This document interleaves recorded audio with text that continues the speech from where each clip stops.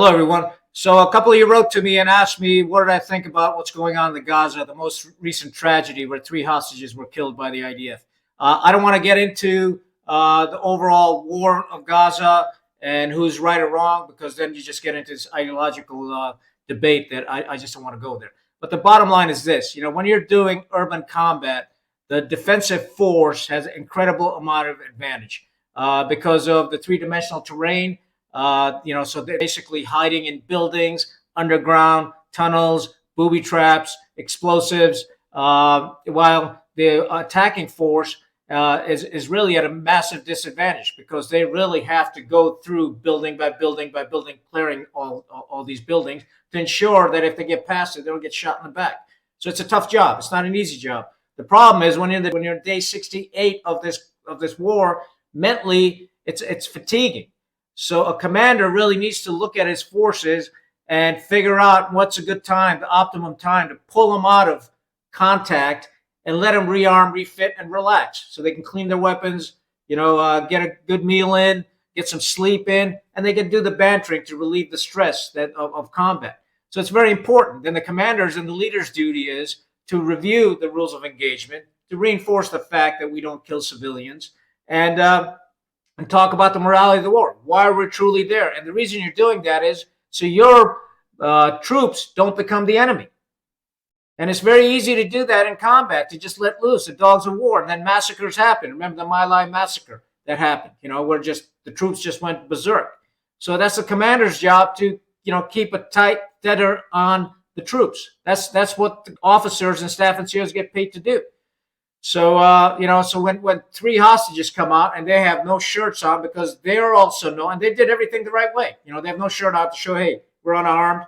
We've got no explosives on us, and they've got a white flag, and they're yelling at IDF troops in Hebrew, and evidently the snipers didn't get the word, and they took them out. And this is the fog of war. It happens, and we just have to train to these uncertainties of war. And there's nothing wrong with perhaps pausing a second and talking through what the hell's going on, especially if the people that you're observing are unarmed. And we used to train to this, in combat also. If I noticed a unit was getting taxed out, I would pull back for that next day. I would let them rearm, refit, smoke a couple of cigarettes, whatever they do, banter amongst Marines. And it helps the psychological aspect of war. It helps to reduce the stress of combat. It's not a video game. You're not sitting in an air-conditioned room, playing a game. It's slogging it out day in, day out, day in, day out, day in, day out. And it never stops, and it gets to you after a while. So it's a commander's responsibility to make sure that they're also taking care of the psychological aspects of combat. Obviously, we take care of the tactical and the training aspect, the physical aspect. Our troops are fit, but we got to make sure they're mentally also fit. When we came out of combat, we spent an entire week talking about these issues, because what happens is the troop, sees his experience in combat through soda straw. That's all he's seeing, through his gun sights. That's all he sees. And it's the commander's job, the unit leader's job, to bring them all together and get all these pixels put together and find out exactly what transpires, so everybody has a common picture. And these are some of the things that help you reduce stress. The main thing is talking about it and reinforcing some of the ROEs. Our ROE was very simple. We had, the upper hand. We had better weapon systems that could reach out further. We had optics, so, typically if we only shot when we were shot upon, because in Afghanistan, everybody's got a weapon. That doesn't mean they're the enemy. It's just an armed country. So, unless they engage us, and typically we stayed at a distance. So an AK can't reach you at the same distance as our weapon systems can. And if they engaged us, then there was hell to pay. I mean, it's really that simple. And they knew that, and especially it's very tough when you can't tell a Taliban from a civilian, a Hamas from a civilian, a hostage from the hostage taker. So you really got to use your brains.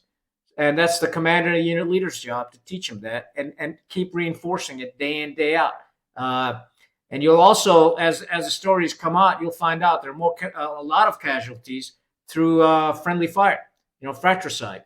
And that's because people are not keeping track of battlefield geometry, and which is even more difficult in an urban environment because you've got troops all over the place, different dimensions of the battle space.